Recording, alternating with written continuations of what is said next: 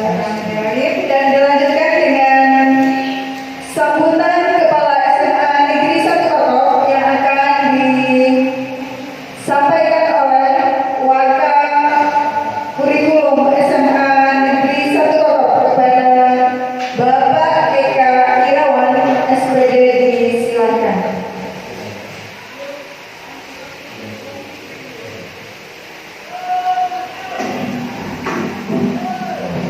Assalamualaikum warahmatullahi wabarakatuh. Saya wakili Bapak Ibu Guru SMA Negeri 1 Kotok beserta staf ibu. Tidak lupa juga Bapak saya ini sebagai IDP tahun angkatan 9 yang berbahagia. Pertama-tama kami mengucapkan terima kasih atas terselenggaranya kegiatan diseminasi aksi nyata modul 1.4 budaya positif sekolah yang diselenggarakan oleh Bapak Ahmad Saini selaku CGP angkatan 9 dari SMA Negeri 1 Kotok. Ini tidak banyak yang perlu yang kami sampaikan di sini, yaitu tentunya aksi nyata yang dilakukan oleh Bapak Ahmad Saini ini mudah-mudahan dan harapannya yaitu bisa membuat motivasi juga buat teman-teman guru yang ada di SMA 1 Kotok untuk mengikuti CGP yang selanjutnya, yaitu yang pada tahap ini adalah angkatan 11. Sehingga di SMA 1 Kotok semua angkatan bisa terisi, dari kemarin yang angkatan 4, angkatan 9, dan mudah-mudahan angkatan 11 nanti juga ada yang mungkin itu sambilan dari kami. Kurang lebihnya kami mohon maaf. Assalamualaikum warahmatullahi wabarakatuh. Terima kasih buat Bapak Eka Irawan SPD yang sudah memberikan sambutan pada diseminasi aksi nyata modul 1.4. Beri tepuk tangan untuk Pak Eka. Baik, sebelum Pak Zaini memaparkan tentang diseminasi aksi nyata budaya positif, kita main-main dulu ya Bapak Ibu ya. Ini hujan ya, kita awali dulu dengan doa hujan. Bismillahirrahmanirrahim. Allahumma sholli ala Muhammad. Silakan Bapak Ibu berdiri dulu, Bapak Ibu semuanya yang di depan.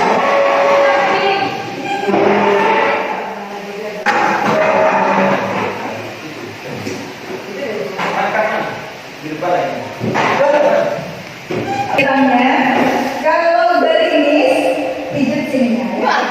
Ini Gini. ya, yang depan ngapain? Gini. Ya, yang depan gini. Terus kemudian kalau hujan gini. Oh ini. Ke belakang. Terus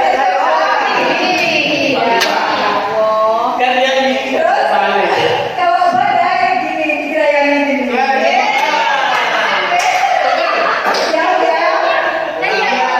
Kalau gerimis dipijat kakinya.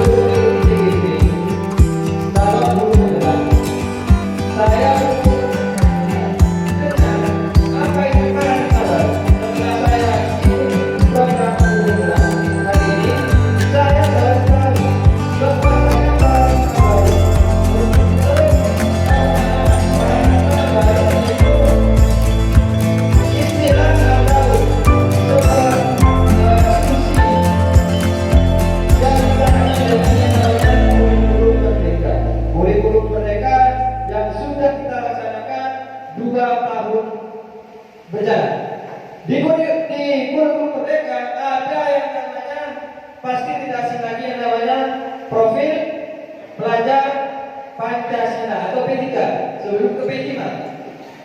Ada P3, ada P5. Profil pelajar Pancasila. Profil pelajar Pancasila itu ada 6 bagian. Yang pertama, beriman, bertakwa kepada Tuhan Yang Maha Esa dan berakhlakul karimah. Itu yang mendasari munculnya poin profil pelajar Pancasila.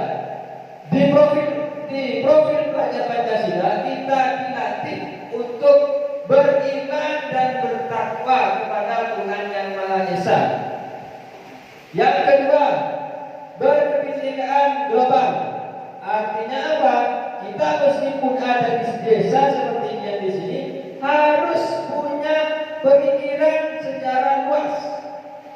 Yang ketiga yaitu bergotong royong. Bergotong royong contohnya gotong royong kita seperti yang kita lakukan kali ini.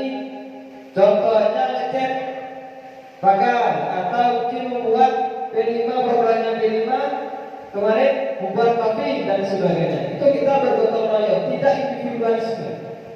Terus yang keempat yaitu kreatif. Kreatif dalam profil pelajar Pancasila kita harus dituntut kreatif. Artinya apa? Artinya kita tidak monoton dalam satu arah, harus mempunyai arah-arah yang lain. Terus yang kelima yaitu bernalar kritis. Endingnya dalam profil pelajar Pancasila diharapkan kita semua baik guru dan juga siswa harus mempunyai pemikiran yang bernalar kritis. Artinya apa? Artinya kita sebagai contohnya karena seperti siswa tidak kalau disuruh gurunya dikerjakan ini. Contohnya matematika, kerjakan ini. Tapi kalian tidak bertanya, kenapa kok bisa dapat ini? Kenapa kok bisa dapat ini? Nah, itu contoh dari bernalar kritis. Mau bertanya, ada keinginan ingin berubah. Yang terakhir yaitu mandiri. Mandiri artinya kita tidak tergantung pada seseorang atau orang lain, seseorang. Next. Itu poin pertama. Poin kedua yaitu disiplin positif. Nah, di sini disiplin positif itu menurut disiplin positif adalah rasa ketaatan. Nah, disiplin positif dari dua kata, dari disiplin dan positif. Adakah yang bisa mengartikan apa itu disiplin? Apa ya? Disiplin itu apa?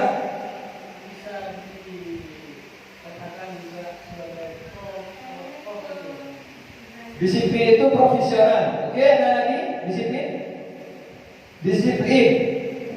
Contohnya, kalian ada aturan. Contohnya aturan sekolah. Sudah lengkap aturan sekolah. Tata tertib sekolah sudah tahu. Artinya kalian harus disiplin. Disiplin taat. Nah, itu artinya taat. Sekarang ditambah dengan poin positif, berarti disiplin atau ketaatan yang secara positif, tidak negatif. Contohnya aturan yang sudah ada di sekolah kalian langgar, itu namanya disiplin negatif. Kalau disiplin positif artinya peraturan atau ketaatan kalian. Kita sebagai pendidik ataukah sebagai peserta didik juga harus mempunyai nilai disiplin secara positif, bukan secara negatif. Tapi bukan juga secara hanya disiplin saja. Karena kalau mengartikan secara disiplin, berarti kalian hanya taat. Nah, taatnya ke mana? Entah itu negatif atau ke yang positif. Oke, next. Selanjutnya nilai-nilai kebajikan. Ini saya hanya memulai beberapa contoh nilai-nilai kebajikan. Contohnya mandiri, gotong royong, percaya diri, toleransi. Mandiri artinya apa? mandiri dalam nilai yang dibagikan. Artinya mandiri kalian bisa tanpa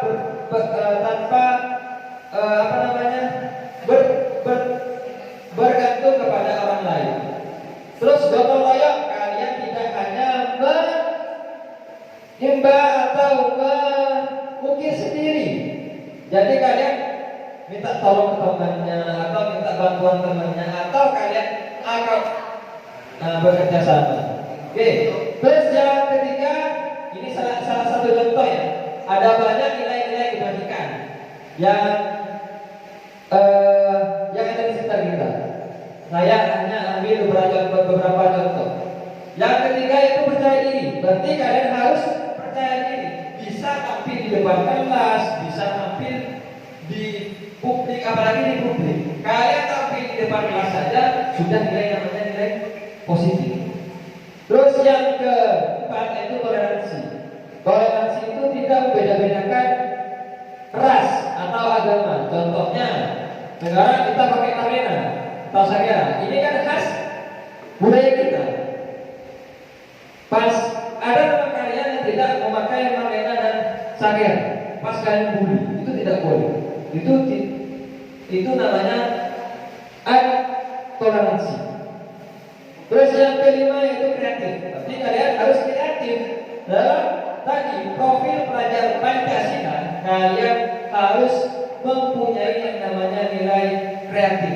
Yang terakhir yaitu komitmen. Dari nilai-nilai kebajikan di sini saya mengambil komitmen. Kenapa?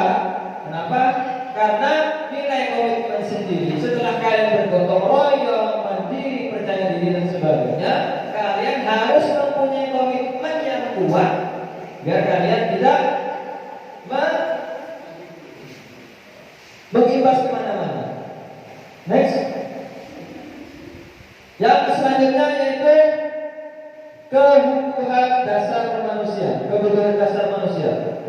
Kebutuhan dasar manusia ialah merupakan unsur-unsur yang dibutuhkan oleh manusia dalam mempertahankan keseimbangan, baik itu secara fisiologis maupun psikologis. Artinya apa? Artinya ada 5 dasar kebutuhan manusia. Next.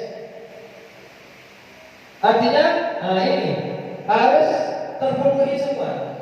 Guru maupun siswa harus terpenuhi ini semua. 5 kebutuhan dasar manusia. Kalau di istilahnya dalam biologi ada yang namanya fisiologis dan psikologis. 5 kebutuhan dasar manusia ini yang harus kita taati dan harus kita terima. Yang pertama yaitu kebutuhan bertahan hidup. Kalau bahasa baratnya yaitu survival. Artinya apa? Kalau semisal Bapak Tohir sebagai guru pas melihat siswanya terlambat semisal, Pak Tohir tidak boleh menghukum langsung menghujat atau seperti apa. Bertanya dulu,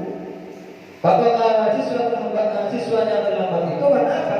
Mungkin bisa jadi siswanya tidak makan di rumah, atau mungkin bisa jadi nanti kalau yang cewek bisa membantu orang tuanya memasak atau seperti apa. Itu yang namanya kebutuhan dasar, 5 kebutuhan dasar manusia. Yang dimana kebutuhan yang pertama yaitu survival atau bertahan hidup. Oke ya, bisa dipahami Bapak Ibu. Yang kedua, kasih sayang dan rasa diterima. Jadi siswa kita yang di sini, kalau semisal datang ke sekolah tidak boleh kita langsung hukum atau langsung hujat kenapa? Kita tanyakan dulu. Ataukah mungkin siswa yang nakal, contohnya siswa-siswa yang nakal seperti yang di belakang ini, mungkin ya ada yang kurang kasih sayang orang tuanya, atau mungkin lagi putus sama pacarnya atau mungkin yang lainnya. Itu bukan bentuk kasih sayang kita sebagai seorang guru. Yang ketiga yaitu kebebasan. Dalam artian apa? Siswanya ingin belajar di gazebo, silahkan buat apa? Kita bawa ke sana. Atau mungkin ingin belajar di sungai, boleh.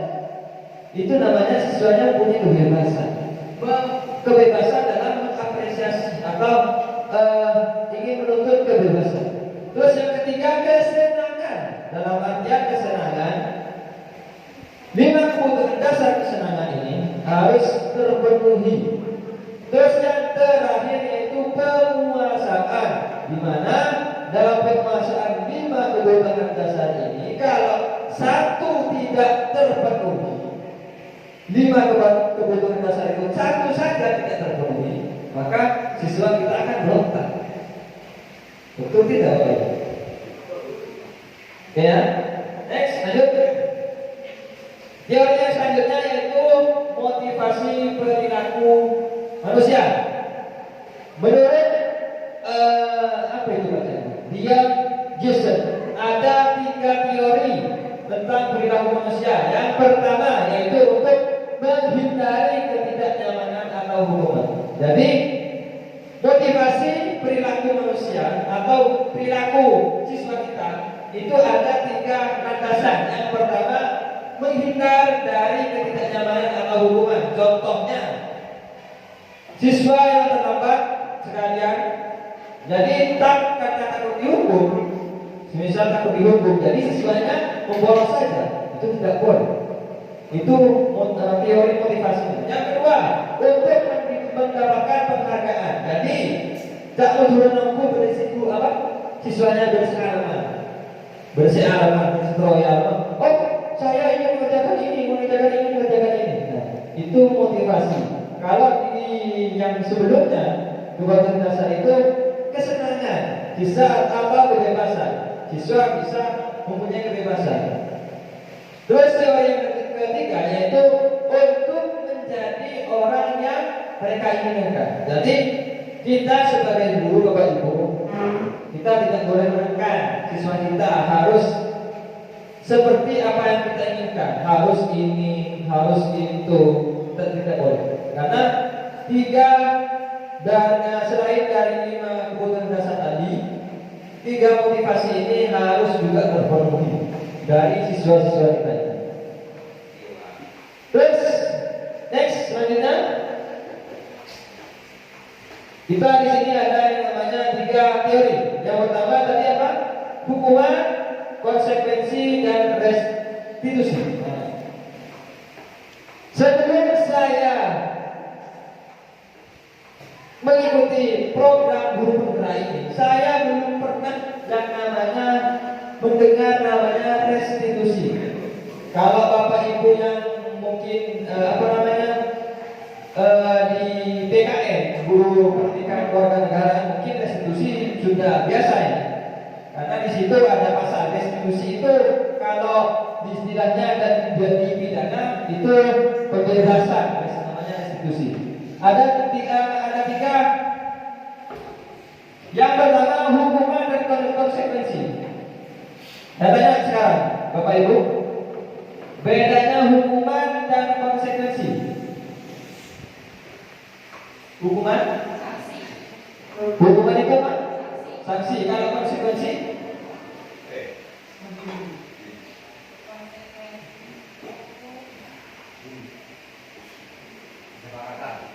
Apa? Kesepakatan. Oke.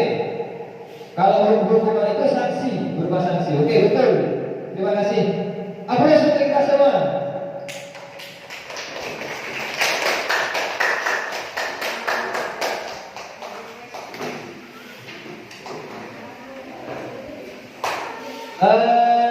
Yang kita tahu sekarang hukuman, dari hukuman dan konsekuensi. Contohnya, siswa itu terlambat, terus dijemur, itu sanksi apa hukuman? Konsekuensi apa hukuman? Semisal saya ulangi, semisal siswa A terlambat dan dihukum dihukum untuk hormat bendera. Itu hukuman apa konsekuensi? Sanksi. Hukuman. Berarti hukuman. Oke. Kalau semisal salah satu siswa tidak mengerjakan tugas dan diminta untuk mengerjakan tugas, itu namanya sanksi atau hukum, konsekuensi atau hukuman? Konsekuensi. Berarti sudah paham ya Bapak Ibu bedanya hukuman dan konsekuensi. Sekarang yang ini restitusi. Mungkin saya pribadi baru mendengar sebelum mengikuti program Guru Muda ini. Restitusi adalah proses menciptakan kondisi bagi peserta didik yang memperbaiki. Artinya apa? Dalam budaya positif, restitusi itu adalah tindakan ingin merubah dirinya sendiri. Jadi tidak ada paksaan dari luar. Itu namanya restitusi. Ada contohnya. Next. Yang selanjutnya yaitu 5 posisi kontrol guru. Ada hukum, pembuat rasa bersalah, teman, pemantau, dan manajer. Ya, ini khusus guru. 5 posisi kontrol guru. Sebelumnya penghukum. Berarti memberi saksi. Terus pembuat rasa bersalah. Itu introspeksi. Terus teman. Diganti teman yang sejarah teman. Pemantau. Mengawasi. Manajer. Mengatur. Oke. Bisa dipahaminya dari 5 posisi kontrol guru. Sekarang saya punya contoh kasus. Siswa tidak memakai atribut lengkap pada saat upacara bendera. Hukumannya ini dikatakan hukum atau rasa bersalah. Contoh bahasanya ya. Semisal ada siswa yang tidak memakai atribut saat upacara. Contoh bahasa gurunya. Hormat. Saya sebagai gurunya. Ada salah satu siswa yang tidak pakai atribut sekolah lengkap pada saat upacara. Kalau saya sebagai posisi kontrol guru sebagai penghukum, bahasa yang saya sebagai penghukum yaitu kamu sudah tidak pakai atribut, hormat kepada bendera saja. Itu namanya apa? Penghukum. Kalau saya sebagai guru dan memiliki masalah seperti ini, kalau yang masalah bersalah, ucapan atau ungkapan yang saya ungkapkan kepada siswa saya, beberapa kali Bapak harus memberitahu kamu selalu membuat kesalahan. Itu namanya pemberi rasa bersalah. Bahasa atau ucapan kepada siswa kita. Kalau semisal siswa itu tidak atributnya, berapa kali Bapak harus memberitahu kamu selalu membuat kesalahan. Itu namanya rasa bersalah. Next. Contoh sama, kasusnya posnya sama, tapi posisi teman. Apa adanya untuk saya sebagai guru? Ayo dong, ikuti aturan sekolah. Lain kali jangan ulangi lagi ya. Itu sebagai posisi kontrol sebagai teman. Terus yang keempat, kalau saya sebagai pemantau, kamu sudah melanggar aturan sekolah, kamu tahu konsekuensinya. Setelah upacara, beliau dihukum ke koperasi. Nah, itu namanya pemantau. Tidak menghukum ya, melainkan mengarahkan konsekuensinya. Nah, di sini yang kita harapkan Bapak Ibu, yang kita harapkan semua sebagai guru yaitu sebagai manajer. Manajer itu apa? Yaitu untuk mengatur selain dari diri kita sendiri juga mengatur kepada orang lain. Contoh kata-katanya kepada siswa yang tidak memakai atribut lengkap saat upacara. Contoh kata-katanya, kamu tahu kesalahanmu, kira-kira bagaimana kamu memperbaiki kesalahanmu? Nah, itu namanya kita sebagai manajer. Bisa dipahami Bapak Ibu? Oke, next. Nah, sini. Saya punya masalah. Posisi kontrol mana? Kan saya punya permasalahan. Saya kecewa sekali denganmu. Itu posisi kontrol mana Bapak Ibu? Mana? Oke, saya ulangi.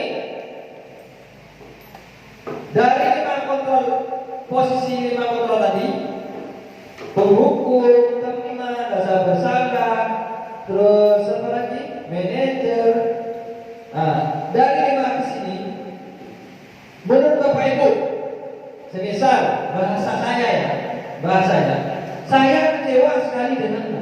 Itu posisi mana? Posisi mana? Next. Pembuat sabar. Saya sangat kecewa denganmu. Berarti bahasanya kan betul. Berarti kan mengecewakan dirinya kan. Kita sebagai guru atau siswa yang bersalah kan, kenapa kamu sudah menyalahkanku atau oke ya, bisa dapat dipahami Bapak Ibu? Next, selanjutnya. Kamu tidak pernah berhenti melakukannya. Ini posisi kontrol mana? Pak tadi? Posisi kontrol mana? Penghukum, betul. Nah, posisi Pak? Kadang-kadang kamu tidak pernah berhenti melakukannya. Berarti posisi penghukumnya meskipun tidak secara fisik, secara psikologis, mengganggu cara berpikir siswa juga. Ini namanya psikologis. Ya, dapat dipahami Bapak Ibu? Ini penghukumnya secara psikologis, bukan penghukum itu akan ada 2 cara, ya. Dan secara fisik dan juga psikologis atau gangguan jiwa siswa. Terus, di sini saya punya contoh lagi ini sebelum tahan. Apa rencanamu untuk menyelesaikan masalah ini? Ini posisi kontrol mana Bapak Ibu? Ayo, yang mana? Manager. Betul sekali. Karena kenapa? Apa rencanamu? Karena kita sebagai guru menanyakan, berusaha menggali informasi dan juga identitas siswa. Ya, memperbaiki identitas siswa. Sekarang yang terakhir, ayolah bantu Bapak ya. Ini posisi kontrol mana? Posisi kontrol mana? Teman. Betul. Tepuk tangan untuk kita semua. Next. Yang terakhir, kamu tidak pernah mendapatkan nilai kalau tidak mengerjakan tugas. Ini posisi kontrol pemantau. Betul sekali Bu Yul. Terima kasih Bu Yul. Ini adalah seorang guru penggerak. Kalau saya masih calon, masih ada C-nya di depan. Calon guru penggerak kebetulan.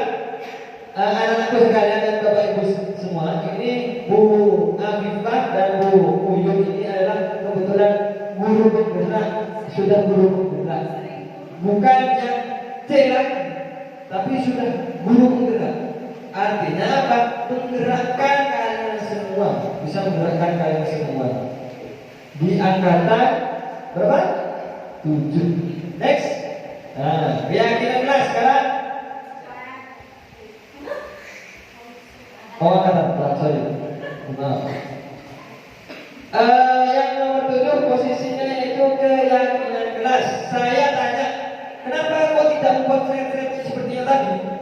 Ini, saya tanya kepada Bapak Ibu sekalian, mengapa keyakinan kelas, bukan peraturan kelas? Karena kita harus karena keyakinan kelas itu kita sepakat sesuai dan harus muncul dari keyakinan anggota kelas itu. Terima kasih. Tepuk tangan untuk Bayu. Ini sebelumnya. Kenapa keyakinan kelas bukan peraturan kelas? Kalau istilahnya, kalau di kelas itu kan peraturan. Biasanya kesepakatan harusnya kesepakatan bukan peraturan. Kalau peraturan itu sekolah. Kalau keyakinan kelas itu keyakinan yang timbul pada diri kita sendiri, dan kita harus mempunyai tadi apa? Komitmen untuk tidak melanggar dari keyakinan tadi, bukan peraturan lagi, keyakinan atau kesepakatan kelas. Aslinya saya punya contoh keyakinan kelas yang sudah saya lakukan kemarin. Tapi next, karena waktunya terbatas. Yang terakhir, segitiga restitusi. Nah ini yang baru saya mendengar. Dalam sebelum saya mengikuti Bermula ini, saya belum pernah mendengar namanya restitusi. Segitiga restitusi itu yaitu suatu proses dialog yang dijalankan guru atau orang tua agar dapat menghasilkan murid yang mandiri dan bertanggung jawab. Artinya dalam segitiga restitusi next. Ini bentuk segitiga restitusi. Yaitu yang pertama, menstabilkan identitas. Jadi Bapak Ibu dari posisi 5 kontrol tadi, pembuku, pemantau, manajer dan sebagainya, kita diharapkan meskipun bukan besok atau 1 bulan, mungkin kedepannya atau mungkin selama 1 semester, mohon maaf Bapak kalau sekolah mungkin bisa diterapkan segitiga restitusi. Yang pertama yaitu menstabilkan identitas, dalam artian kita meskipun kita tahu siswa itu kita salah, kita tidak pura-pura tidak tahu. Jadi menstabilkan identitas artinya siswa kita tidak kecewa dengan kita sendiri. Yang kedua, validasi tindakan yang salah. Siswa sudah melakukan tindakan yang salah. Kita balikan kesalahan itu kepada siswa sendiri. Dalam artian posisi 5 kontrol tadi, kita sebagai manajer, kita harus memvalidasi tindakan, harus ingin mengetahui kenapa kamu membuat masalah. Kita harus gali. Yang terakhir dari segitiga restitusi, menanyakan keyakinan. Setelah kalian Bapak Ibu guru validasi tindakannya, apakah sudah benar atau sudah salah. Sekarang setelah itu Bapak Ibu menanyakan kepada siswanya. Bukan hanya BK yang menanyakan, ya. Bukan hanya BK yang menanyakan tentang pribadi siswa. Guru setiap guru pun wajib melaksanakan segitiga restitusi ini. Ya, meskipun ya, catatan meskipun bukan hanya sekarang atau belum. Next, dan terima kasih. Terima kasih ya. Sekian satu hal dari saya.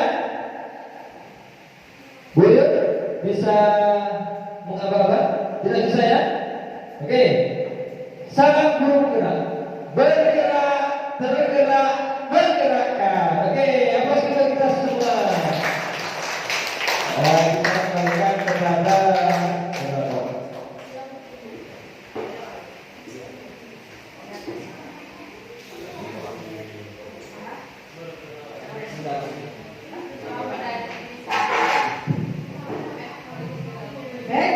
biasa, beri tepuk tangan untuk pembicara kita pada sesi siang hari ini. Terima kasih kami sampaikan kepada Bapak Zaini yang telah melakukan diseminasi tentang praktek budaya positif. Beri wow untuk pasien yang akan dipimpin oleh Bu Yu.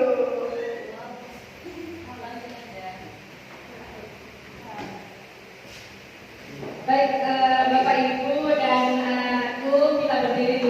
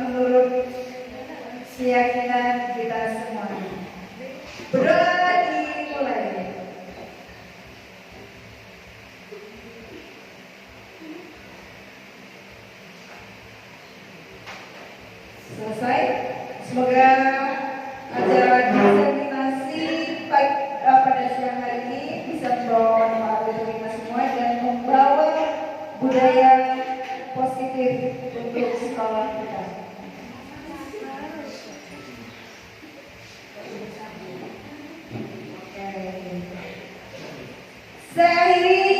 Assalamualaikum warahmatullahi wabarakatuh. Sampai jumpa di destinasi berikutnya.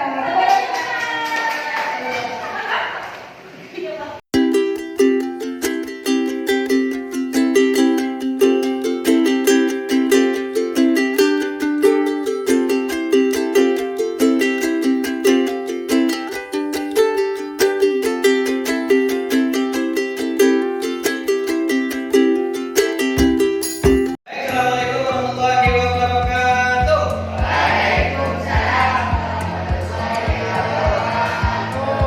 Sebelum memulai pelajaran, kita buat yang namanya kesepakatan kelas. Apa itu kesepakatan kelas? Ada yang bisa? Kesepakatan kelas ialah suatu kesepakatan di mana kita harus memenuhi peraturan atau tata tertib yang kita buat sendiri. Saya di sini ada kertas sedikit di mana kalian nanti menuliskan kesepakatan kelas sesuai hati nurani kalian. Setelah kalian menulis di sini, saya minta ditempelkan di papan informasi di sini dan kita akan menyimpulkan dari hasil kesepakatan kelas kalian.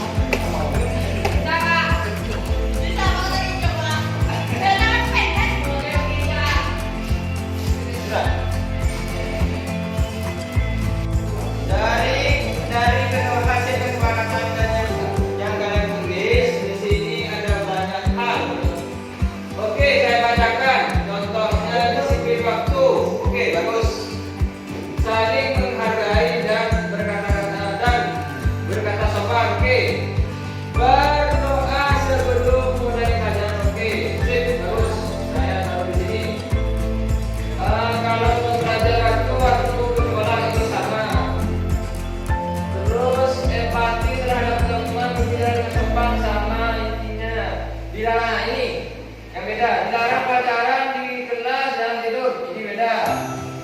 Oke. Ada yang sama. Terus di sini tempat lampu dan keluar masuk. Oke, ini sama. Jangan terlambat. Dilarang membuat sampah sembarangan. Oke, kita masuk di sini. Tidak boleh buang sampah di kelas. Ini masuk. Menjaga kebersihan kelas. Sama. Kalau gurunya ada dan belum masuk kelas, kita panggil ke kantor. Oke, bagus.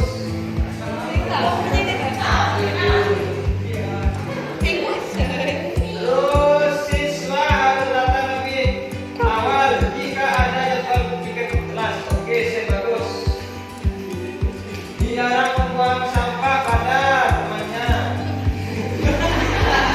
Oke, sama, sama, sama. Oke.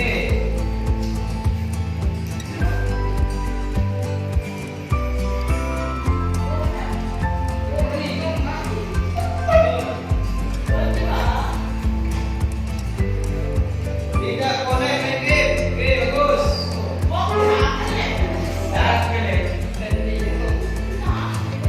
Ini bagus. Oke. Dari hasil kesepakatan kelas kalian, di sini dapat saya simpulkan yang pertama, disiplin waktu sudah pasti. Yang kedua, apakah kalian sanggup disiplin waktu? Yang kedua, saling menghargai dan berkata sopan. Apakah kalian sanggup? Berdoa sebelum memulai pelajaran. Sudah pasti. Yang kedua, dilarang pelajaran. Nah ini, sanggup kalian? Dilarang tidur pada saat jam pelajaran. Sanggup? Tidak boleh buang sampah pada sampah di kelas. Tidak boleh pelajaran, tidak boleh tidur. Terus kalau gurunya ada dan belum masuk, apakah kalian bisa memanggil gurunya di ruang guru? Terus sanggup? Nah, dari hasil kesepakatan ini, apakah kalian sanggup melaksanakan semuanya?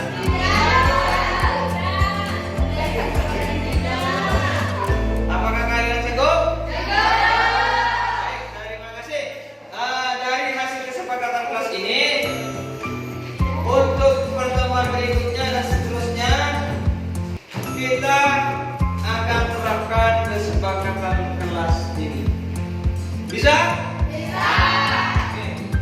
Assalamualaikum warahmatullahi wabarakatuh. Perkenalkan, nama saya Rohani, alamat saya Batokorogan. Saya perwakilan dari kelas 10-2. Saya sangat senang dalam berpartisipasi kesepakatan kelas. Assalamualaikum warahmatullahi wabarakatuh. Perkenalkan, nama saya Muzayana. Saya berasal dari kelas 10-2. Saya sangat senang berpartisipasi dalam membuat kesepakatan kelas.